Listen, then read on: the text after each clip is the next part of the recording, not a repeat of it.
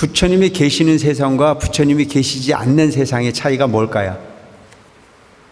뭔 차이가 있을까? 다음은 이제 법사품입니다.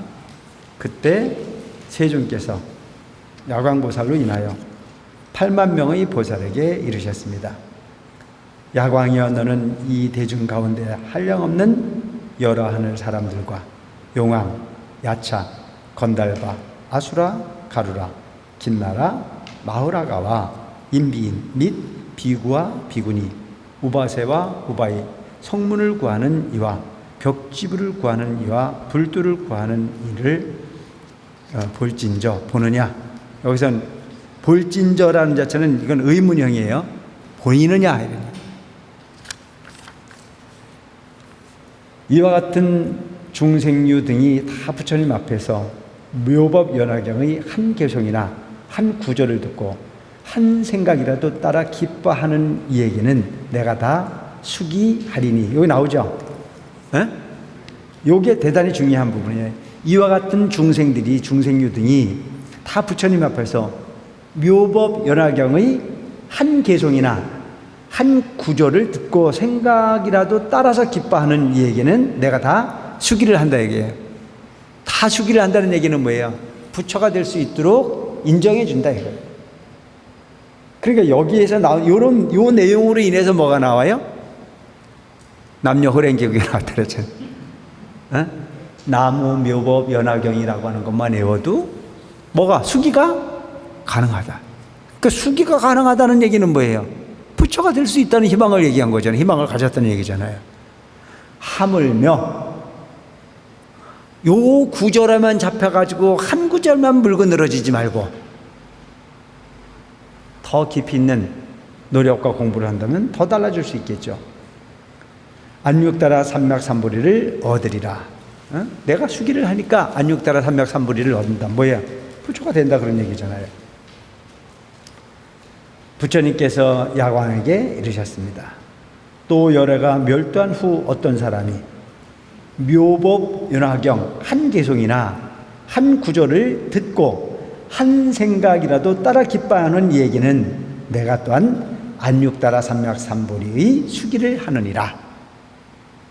요런 내용을 보면 우리가 관세음보살만 불러가지고 성불이 돼야 안 돼? 돼야 안 돼요.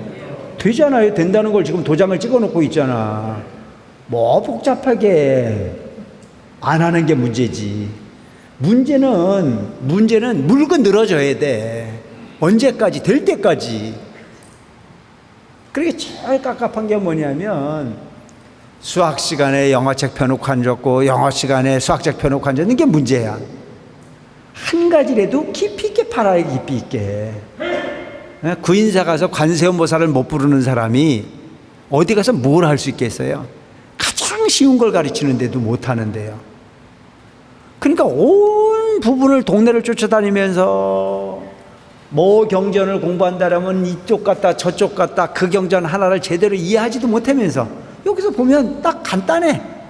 한 구절이라도 깊이 있게 하라 이거예요. 끈기 있게 하라 이거예요. 그럼 된다는 걸 지금 확실하게 보여주고 있잖아요. 지금까지 내가 앞에서 했던 얘기가 딱 도장이 찍혀졌어요? 안 찍혀졌어요? 찍혀졌잖아요. 내 말이 아니고. 관세음보살 부르고 우리가 한 가지라도 열심히 하면 된다라고 하는 부분이 딱 나와 있잖아요. 근데 항상 보면은 온갖 걸 다 갖고 다녀야 돼요. 부처님의 명호를 이름대로 다 불러야 되는 줄 알고, 그러니까 이름은 다 못 외우겠고 부르긴 불러야 되겠고, 그러니까 천탑을 만탑을 하는 거 아니에요.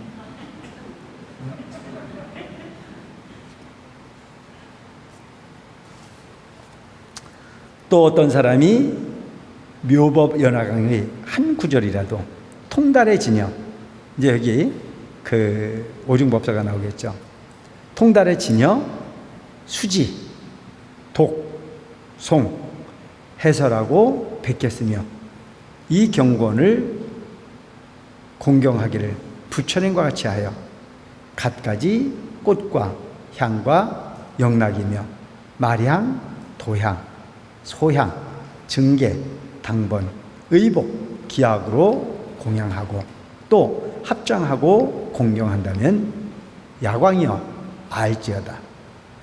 이 사람들은 이미 일찍이 신만학 부처님을 공양하고 여러 부처님 처소에서 대원을 성취하고 중생을 가엾게 여기는 까닭으로 이 인간 세상에 태어났느니라. 무슨 얘기인 줄 아세요, 여러분? 요 내용을 이렇게 보면 법화경을 읽고 법화경을 외우고 해설하고 백개 쓰고 경건을 공경하고 그래서 법화경에 소위 심취해서 노력을 한다면 그 사람들은 한 번만 태인 사람들이 아니라는 얘기야. 알겠죠? 기분이 괜찮죠? 누가 그렇다는 거예요? 여기 나오잖아요. 이와 같은 사람들은 이미 부처님 일찍이 신만학 부처님에게 공양을 하고 여러 부처님 처소에서 대원을 성취하고 중생을 가엾이 여기는 까닭으로 어디에 태어났어요? 인간 세상에 태어났다는 얘기죠. 그러니까 여러분 기회가 널리고 널려서도 안 하는 데는 안 한다니까요. 왔다가도 그냥 간다니까요. 그러니까 출석을 잘 해야 돼, 안 해야 돼? 꼭 오라는 얘기는 아니야. 여기 보면 그냥 무심코 가는 길인 것 하지만 그렇지 않다는 거예요. 옷깃만 스쳐도 500생의 인연이 있고 우리가 우연히 부처님 진리를 공부하는 것 같아도 인연이 있는 사람만이 가능한 부분이지 누구에게나 기회는 열려져 있지만 인연이 없으면 가능하지 않다는 것을 지금 이런 구절을 통해서 볼 수 있는 대목이 아닐까 싶은 생각을 합니다. 야광이여 만일 사람이 묻되 어떤 중생이 미래세에 성불을 하겠느냐고 하면 응당 이러한 사람이 미래세에 반드시 성불을 하리라고 하라. 왜냐하면 만약 선남자 선여인이 법화경의 한 구절만이라도 통달해 지니고 읽고 외우고 해설하고 베꼈으며 갖가지로 경건을 공양하되 꽃과 향과 영락과 말향, 도향, 소향과 증계, 당번, 의복, 기약으로 하고 합장 공경하면 이 사람은 일체세간이 응당 우러러 받드는 바가 되어 사람들이 여러 개 공양하듯이 공양할 것이기 때문이니라.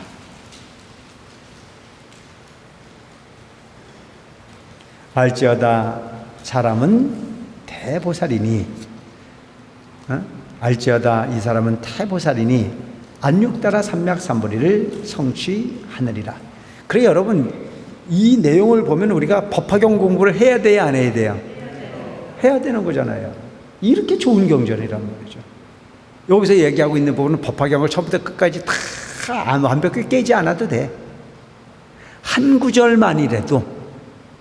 그러니까 사실은 보면 여러분 이게 그 법화경을 공부하는 부분은 쉬운 부분의 인연이 아니야. 그래서 이걸 우리는 법화행자라 해요. 법화행자. 법화행자. 법화경을 행하는 사람들이에요. 안육따라 삼맥삼보리를 성취하니라. 중생을 가엾게 여기어 이 세상에 나기를 자원하여 묘법 연화경을 널리 설에 분별하느니라. 하물며 이 경을 받아지녀 갖가지로 공양하는 자이랴. 야광이여 알지어다. 이 사람은 스스로 청정한 업보를 버리고 내가 멸도한 후에 중생을 가엾게 여긴 나머지 악한 세상에 태어나 이 경을 널리 펴 설하느니라.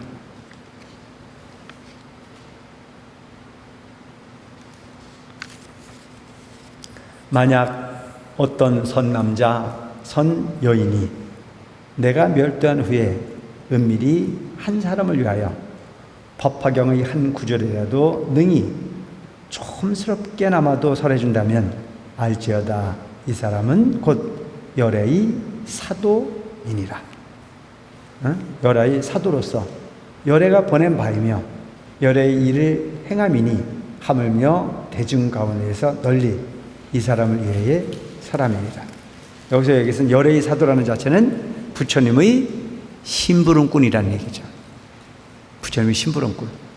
그러니까 사실은 보면 여러분 이런 부분들이 뭐냐면 법화경이 있다는 사실만 알려줘도 공덕이 되고 법화경 공부하는 곳이니까 가자라고 얘기만 해줘도 어마어마한. 그러니까 지금 그 경전구절에서 나오는 부분을 우리가 이렇게 듣는 것만으로도 어떻게 해야 되겠다는 생각이 들어야 안 들어요? 들죠? 그럼 어떻게 해야 돼요? 하고 있어요? 야광이여 어떤 악한 사람이 좋지 못한 마음으로 일곱 동안을 부처님 앞에 나타나 항상 부처님을 헐뜯고 욕한다면 그 죄는 오히려 가벼우나 어떤 사람이 한마디라도 나쁜 말로 재가이거나 출간이거나 간에 법화경을 독송하는 일을 하듯으면 그 죄는 매우 무거우니라. 그러니까 법화경 공부를 하러 가면 뭐 잘났든 못났든 간에 법화경을 공부하는 사람은 우리는 어떻게 해야 돼? 무시하면 돼? 안 돼? 안 돼. 여기 보면 그건 딱 나오잖아요. 여기에 보면 야광이 어떤 사람이 좋지 못한 마음으로 7 동안 부처님 앞에 나타나서 부처님을 욕을 해. 헐뜯고. 그 죄가 얼마나 무거운 죄겠어, 그죠?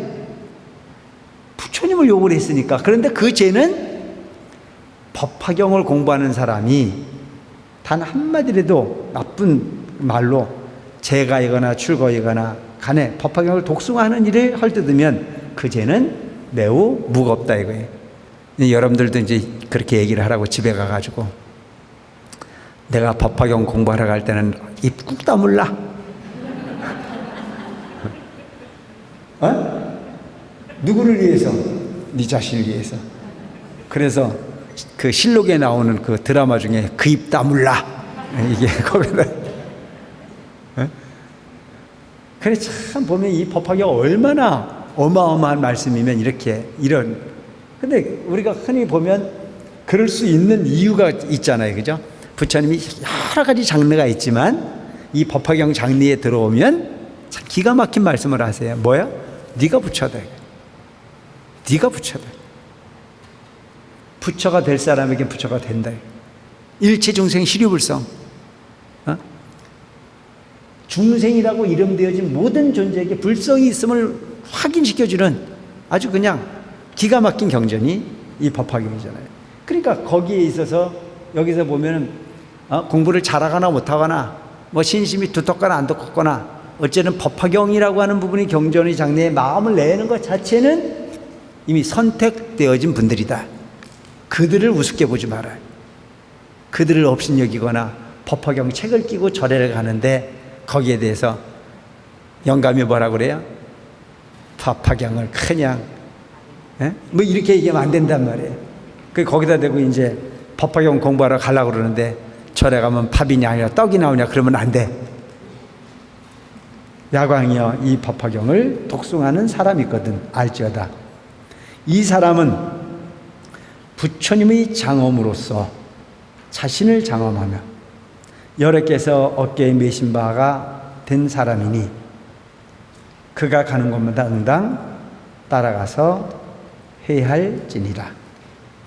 예할지니라. 여기서는 예의로서 부처님을 대하듯 하라는 일심으로 합장하고 공경 공양하며 존중 찬탄하되 꽃과 향과 영락이며 마량 도향 소향과 증계당번 의복 음식과 모든 기약을 연주하여 사람 가운데서 가장 훌륭한 공양을 하고 하늘의 보배를 가져다 흩고 하늘의 보배 더미를 발칠지니라.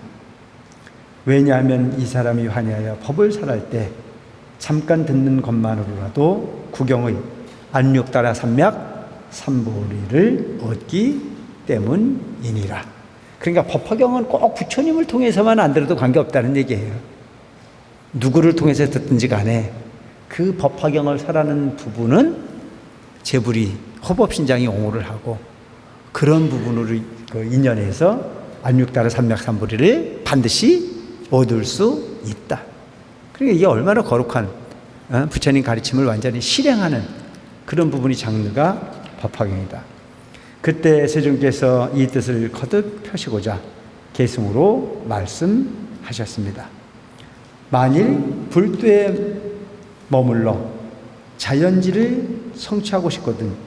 여기서 얘기하는 자연지라는 자체는 뭐냐면 부처님의 지혜야. 인위적인 부분이 아닌 그러하게 깨닫는, 만일 불도에 머물러 자연지를 성취하고 싶거든, 부처님의 지혜를 성취하고 싶거든 법화경을 받아 지니는 사람을 부지런히 공양할지니라. 빨리 일체종 지혜를 얻고자 하거든 마땅히 이 경을 받아 지니고 아울러 받아 지니는 이를 공경할지니라. 만일 묘법 연화경을 받아 지니는 이가 있거든 알지어다. 부처님의 사도로서 모든 중생을 가엾게 여기는 이니라. 묘법 연화경을 통달해 지니는 모든 사람은 중생을 가엾게 여긴 나머지 청정한 국토를 버리고 여기에 태어나느니라. 알지어다. 이 같은 사람은 자제하여 나고자 하는 곳에 태어나느니라. 나고자 하는 곳에 태어나니 얼마나 좋아요, 그죠? 응? 업보에 의해서 태어나는 것이 아닌 이런 사람은 어떤 사람들이에요? 응? 중생을 제도하기 위해서 태어난 사람들이죠. 그러니까 우리가 흔히 보면 기도를 열심히 하고 수행을 많이 하고 정말 부처님 가까이 다가는 사람들은 내가 죽고 난 다음에 오온을 세운단 말이죠. 그 원하는 곳에 같아요. 내가 가고자 하는 곳에 가는 목적이 있잖아요. 보살은 내가 가고자 하는 곳이 어디예요? 중생을 제도하기 위한 곳이잖아요.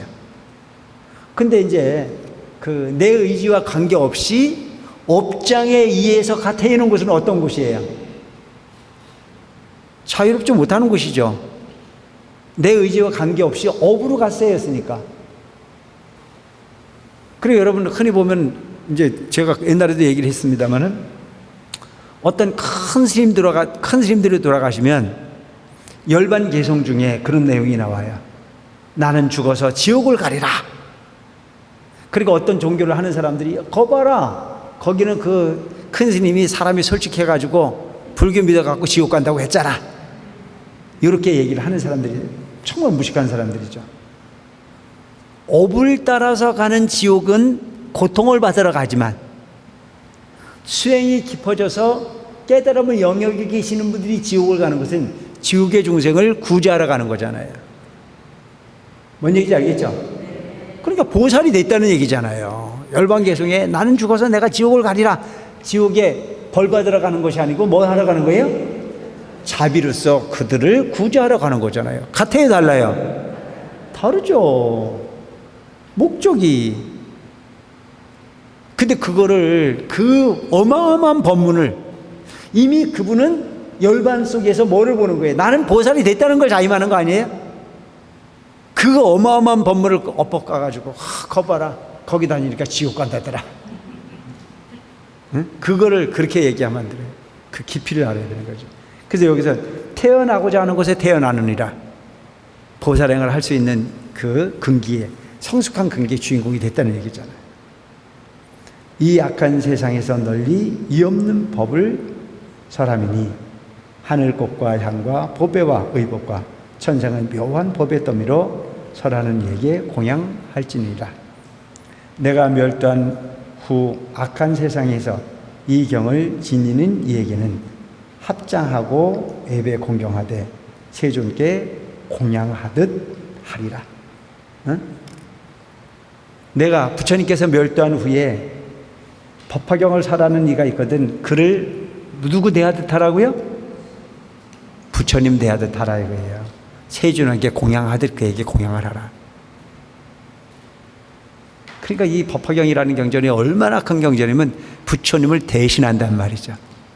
그래서 여러분 요즘은 이제 그 사리탑 같은 걸 모시잖아요. 사리. 그 사리탑에 사리가 있으면 사리탑이 되는데 사리는 모시고 싶은데 사리가 없으면 뭘 모셔요? 법화경을 모신단 말이에요. 그러면 사리떡과 같은 기능을 하는 거예요. 그래 여러분들이 사실을 보면 이런 내용을 보면 집에서도 딴 책은 몰라도 부처님 경전만큼은 깨끗하게 모셔야 되는 게 맞아요. 그래서 우리가 법화경 사경을 하잖아요. 그 법화경 사경을 하면 머리 아프잖아요. 이걸 어떻게 할까? 사경을 할 땐 좋았는데 이걸 어떻게 해야 될지 고민스러울 때가 있어요, 없어요? 있잖아요. 깨끗하게 모셔놨다가 깨끗한 곳에서 태워줘도 좋아요. 또 아주 정성스럽게 쓴 법화경이라면 새로운 부처님을 오실 때 모셔도 좋아요. 그러니까 정 내가 간수하기가 어려우면 깨끗한 곳에 태워드리면 돼요. 그렇지 않으면 우리가 이제 절 같은 데서 이 법화경을 한 번씩 이렇게 모아서 소위 해양법회를 할 때 그때 한꺼번에 막아가지고 한 번 이렇게 해양하라는 그런 부분도 의식도 필요한데 아직까지 우리는 공식적으로 사경법회를 하지 않았기 때문에 그런 의식을 할 기회는 없지만 뭐 그런 기회를 만들어 보는 것도 꽤 괜찮다는 방법이 아닐까. 사경을 하는 것도 좋고 어쨌든 법화경에 관련된 부분은 다 간단히 여길 수 있는 부분은 아니다. 어쨌든 법화경을 읽는다고 해도 칭송을 하고 사경을 한다고 해도 칭송을 하고 법화경을 설명을 한다고 해도 칭송을 하고 법화경이라는 경전의 모든 행위는 반드시 비웃거나 우습게 보지 말고 아시겠죠? 이거 부처님 대하듯 해야 된다는 얘기를 이제 이 경전에서 지금 계속 강조를 하고 계십니다. 내가 멸도한 후 악한 세상에서 이 경을 지니는 이에게는 합장하고 외배 공경하되 세존께 공양하듯 하라. 그러니까 부처님께서 멸도한 후에 악한 세상이 온다. 부처님이 가르침이 있는 세상과 부처님이 가르침이 존재하지 않는 세상 차이가 있겠죠? 뭔 차이가 있을까요? 부처님이 계시는 세상과 부처님이 계시지 않는 세상의 차이가 뭘까요? 뭔 차이가 있을까? 계율이 있는 곳과 계율이 없는 부분이겠죠. 그러니까 어떻게 보면 법이 있는 세상과 법이 없는 세상의 차이. 우리가 흔히 보면 이 세상을 살아가는 데는 법이 있잖아요. 그러니까 법이 있다라고 하는 부분은 지킬 게 많다는 얘기잖아요. 자, 지킬 게 많다는 자체는 우선은 제약이 되는 것 같지만 물이 흐르듯이 많은 사람들이 더불어 사는 데는 법이 물 같은 거예요. 그러니까 물은 흘러가야 되잖아요. 물이 흘러가야 되잖아요. 근데 물이 고여 있으면 순환이 안 되는 것과 마찬가지로 법이라고 하는 부분은 그렇게 세상을 흐르게 하는 역할을 해요. 그러니까 가끔 제가 얘기를 합니다마는 저 앞에 있는 신호등이 혼자 살 때는 필요가 있어요, 없어요? 필요가 없잖아요. 혼자 살 때는 필요가 없어. 근데 여럿이 같이 살 때는 저 신호등이 나를 좀 불편하게 하는 듯 하지만 궁극적으로 보면 너도 좋고 나도 좋고 모두가 좋은 법으로 약속되어진 부분의 행위를 실행하는 그 모습일 수 있듯이 법은 그런 거다. 우리가 흔히 보면 부처님이 없는 세상이면 오히려 편하다고 생각할 수도 있어요. 왜? 지킬 게 없으니까. 그리고 여러분 절에 안 왔으면 닭고기를 먹든 개고기를 먹든 신경 안 써도 되잖아요. 그래야 안 그래요?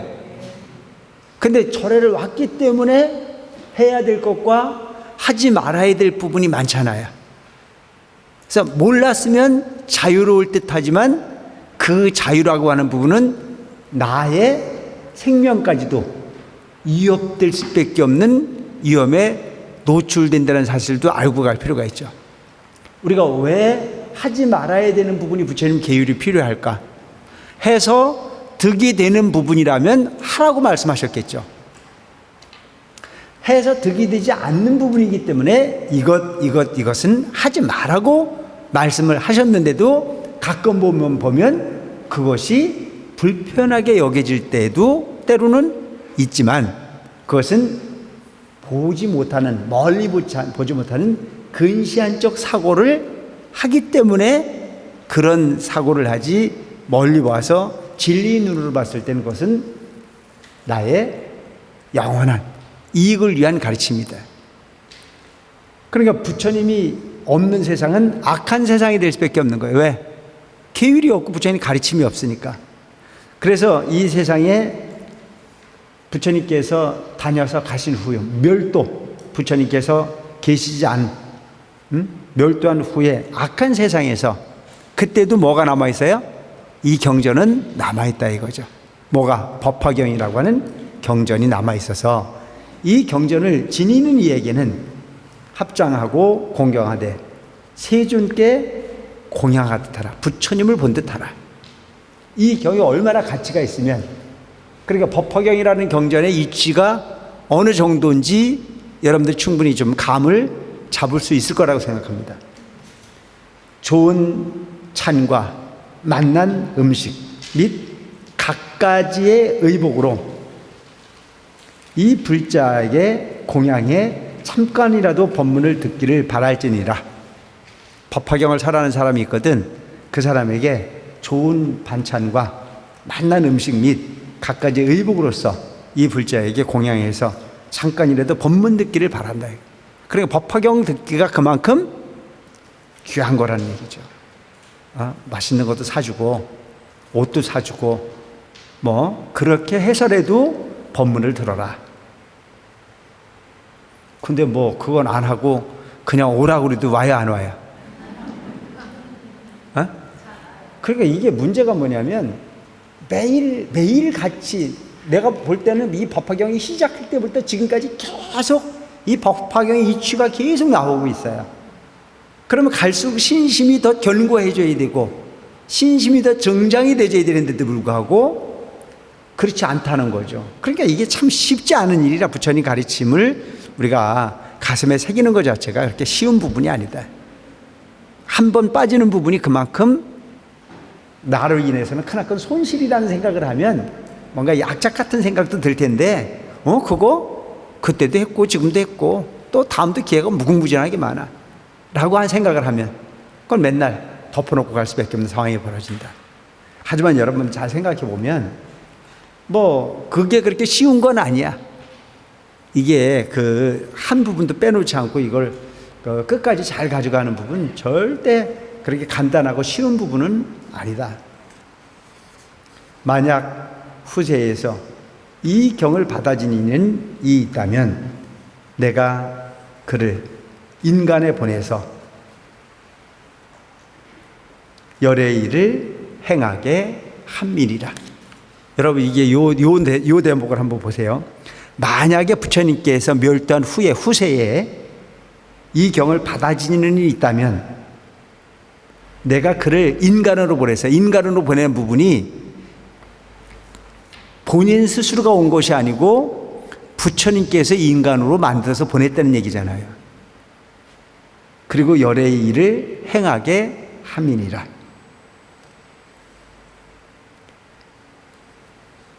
그러니까 법화경이라고 하는 경전을 잘하고 못하고 간에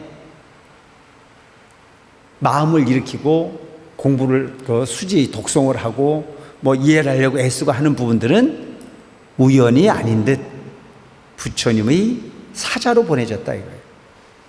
그러니까 여러분들도 보면 지금 이렇게 뭐 특별히 그 어떤 그 능력을 가지고 이야기하는 부분은 아니라서 치더라도 뭐 제가 가끔 그러잖아요. 소경 밤길 가듯 떠든거리고 가긴 하지만 이렇게 공부를 했어도 그 부분을 여러분들이 그냥 본인만 가지고 있을 것이 아니고 이 부분을 누군가에게 법화경이 이렇게 좋은 경전이다라고 하는 부분의 이야기를 한마디라도 전하면 그것 자체로서 크나큰 가치가 있는 부분일 수 있다. 뭐 그렇게 받아들이는 필요가 있는 부분 덕목이 아닐까 싶은 생각을 하죠. 만약 일곱 동안을 항상 좋지 못한 마음을 품고 성난 얼굴로 부처님을 욕한다면 그것이 한량없는 무거운 죄가 되려니와. 그러니까 여러분 일곱이라고 하는 동안 항상 좋지 못한 얼굴로 좋지 못한 마음을 품고 성난 얼굴을 하면서 부처님에게 욕을 한다면 그 죄는 무거울까요? 가벼울까요?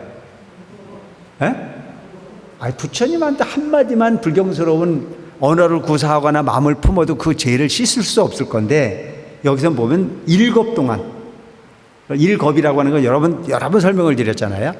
그 어마어마한 세월 동안 부처님에게 항상 좋지 못한 마음을 품고 성날 얼굴로 부처님을 욕한다면 그것이 한량없는 무거운 죄가 되려니와. 그런데 이 법화경을 독송하고 지니는 사람을 잠깐이라도 헐뜯는다면 그 죄는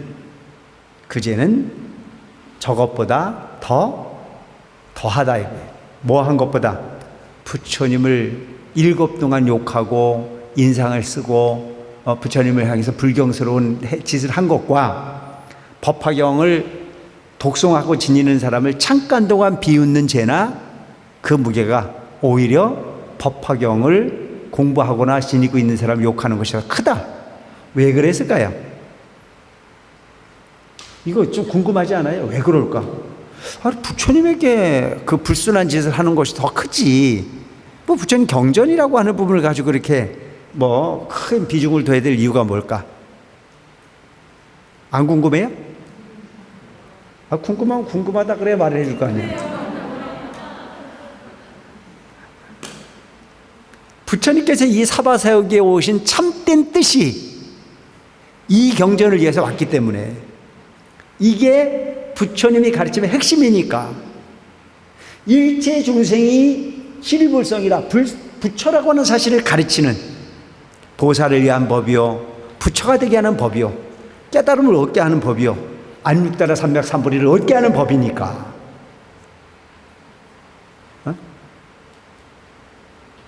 그러니까 이건 진리라, 엑기스라 이거, 엑기스. 그만큼 이것이 가치 있는 경전이다. 그리고 이런데도 공부를 안 해요? 그러니까 사실을 보면, 어떻게 보면 이게 어떻게 보면 핵심이야, 핵심. 그 어마어마한, 그냥 쉽게 법화경 한다 그러니까 뭐 그냥 가볍게 여길 수도 있겠지만 아니라는 거죠. 뭐 내가 뭐 땀 얘기하는 게 아니고 지금 이런 분위기. 그러니까 우리가 지금 수십 년을 부처님 도량에 와서 뭐 이렇게 소위 그 법화경 공부도 하고 뭐 법문도 듣고 많이 하지만, 이렇게 차근차근하게 뭐가 시간을 가지고 접근해 보는 부분도 그렇게 쉬운 부분은 아니잖아요. 어떤 경로를 통했든지 간에. 그러니까 부처님을 그 경전을 읽거나 지니는 사람이라고 하더라도 그런 부분에 대해서 허튼 짓 하고 다닌다 이런 얘기 하면 안 된다 이거죠. 쉴 데 없이 거기를 가냐. 예를 들어서 오늘 법화경 강의 가려고 그러는데, 야 그럼 뭘 가? 소주나 한잔 하지. 그렇게 하면은 죄가 될까 안 될까? 죄가 되는 거죠. 그런 경우가 많이 있잖아요. 어떤 사람이 불도를 구하여 7 동안을 내 앞에서 합장하고 수없는 개성으로 찬탄한다면 이로 인해 얻은 공덕은 한량 없으리라. 그러니까 어떤 사람이 부처님이 진리를 구하기 위해서 7 동안 부처님 앞에서 합장하고 수없는 개성으로 부처님을 찬탄을 해. 그 공덕이 커요, 적어요? 얼마나 클까요? 그런데 이 경을 지니는 이를 찬탄하는 사람은 그 복이 그것보다 더 크다, 더하다. 그러니까 사실은 보면 이 그 법화경이라고 하는 이 법사품에서 강조하고 있는 부분은 바로 이 법화경이라고 하는 경전이 얼마나 값진 경전인지를 이 법사품만 딱 보면 딱 알게 돼 있어요. 그러니까 이 부분을 있는 그대로 받아들이는 사람들은 아주 법화경을 막 떠받들고 다니잖아요. 그러니까 경전을 떠받드는 것도 중요하지만 내용을 우리가 잘 수지하고 이해하는 부분도 대단히 필요한 부분이 아닐까.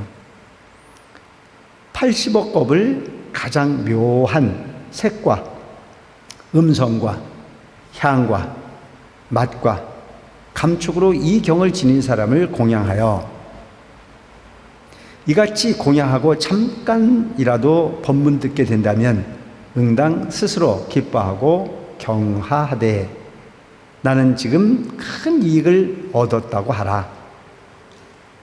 야광이여 이제 너에게 이르노니 내가 설한 모든 경 중에서 이 법화경이 제일이니라. 그냥 제일이 아니고 뭐라요? 높다 이거예요. 높다. 이 법화경이 그냥 제일이 아니야. 최고로 높은. 어? 그때 부처님께서 다시 야광보살 마하살에게 이르셨습니다.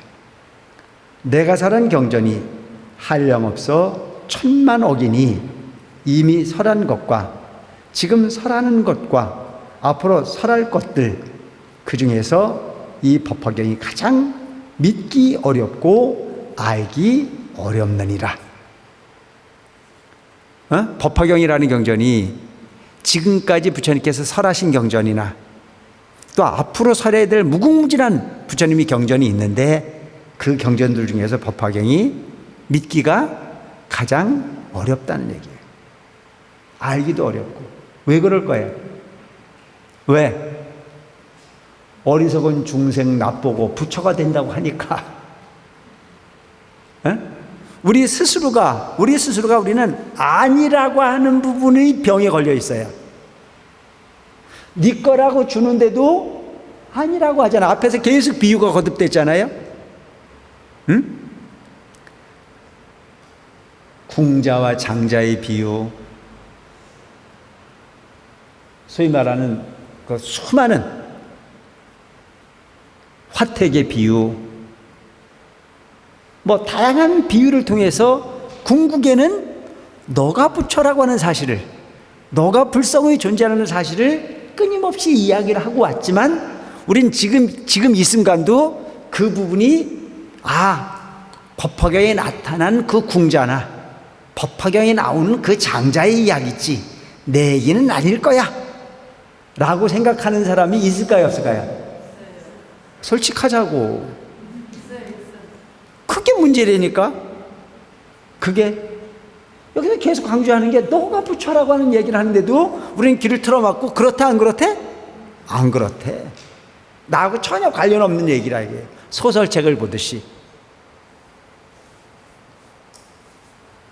그러니까 소설의 주인공이 이 책에 나오는 그들이 주인공이 아닌 여러분들이 자신이 주인공이라는 사실을 여러분들이 알고 갈 필요가 있습니다. 아시겠죠? 그래야만 경전을 읽는. 그래서 이 부분은 뭘 얘기를 하는 거냐면 지금 현재의 상태로 그렇다는 얘기가 아니고 너 마음속에 있는 그 부처의 불종, 부처의 씨앗, 부처의 종자, 그 성품. 그래서 10법계의 부분 중에서 그 모든 가능성이 존재되어 있는 부분 중에 뭘 강조하기 위하냐? 부처라고 하는 부분을 강조하기 위해서 우리에게 여러 가지 비유를 설명하죠. 법계 구족이라고 계속 얘기하잖아요. 그게 어떤 제3의 영역이 아닌 우리 스스로 영역에 있는 부분인데도 불구하고 잘 안 믿어. 그러니까 부처님께서도 이 경전이 처음 서품에서부터 나올 때 설하려고 할 때 아니다 자꾸 아니라 이거예요. 그 믿음을 실행하기가 쉽지 않기 때문에